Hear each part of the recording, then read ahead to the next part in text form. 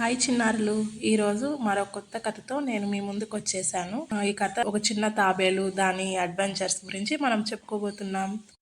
ఒక చిన్న తాబేలు సముద్రపు ఒడ్డున నివసిస్తూ ఉండేది. దాని పేరు టిమ్మీ అన్నమాట. అది చాలా చిన్నగా ఉండేది, కానీ దానికి పెద్ద డ్రీమ్ ఉందన్నమాట. ఎప్పటికైనా అందమైన ఆ బీచ్ని అన్వేషించాలి అనేసి తను ఎప్పుడూ అనుకుంటా ఉండేది. ఒకరోజు టిమ్మీ అటు ఇటు చూస్తూ బీచ్ వైపు అడుగులు వేస్తోందనమాట. సూర్యుడు ప్రకాశిస్తున్నాడు, అలానే అలలు మెరుస్తున్నాయి. కానీ టిమ్మీకి ఎక్కడ ప్రారంభించాలో ఆ ప్రయాణం ఖచ్చితంగా తెలియడం లేదు. అతను కొంచెం భయపడుతున్నాడు. టిమ్మీ అటుగా వెళ్తుండగా సీగల్ని కలుసుకుంటాడనమాట. అప్పుడు సీగల్ టిమ్మీని చూసి, ఏమీ చిన్నగా ఉన్నావు అని భయపడుతున్నావా, ఏం ఆలోచిస్తున్నావు అంటే, అప్పుడు టిమ్మీ చెప్తుంది, నేను ఒక పెద్ద అడ్వెంచర్ చేయాలనుకుంటున్నాను, ఈ బీచ్ని అంతా తిరిగి చూడాలనుకుంటున్నాను, కానీ నేను చాలా చిన్నదాన్ని కదా, నెమ్మదిగా నడుస్తాను, నేను దీన్ని చేయగలనా అని ఆలోచిస్తున్నాను అని చెప్తుంది.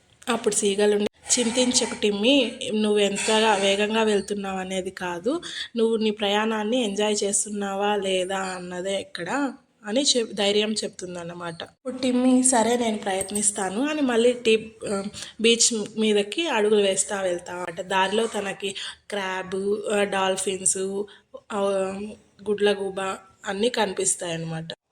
అప్పుడు గుడ్లగూబ చెప్తుందన్నమాట, టిమ్మీ ఒకటి గుర్తుంచుకో, ధైర్యం మన మనసులో ఉండాలి, నువ్వెంత చిన్నవైనా నీ హృదయం గట్టిపరుచుకొని ముందుకు సాగు.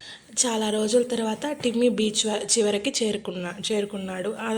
అతను చిన్నవాడే అయినప్పటికీ తన కలలు పెద్దవని టిమ్మీ గ్రహించాడు, మరియు వాటిని అనుసరించడానికి అతను ధైర్యంగా ముందుకు అడుగు వేశాడనమాట.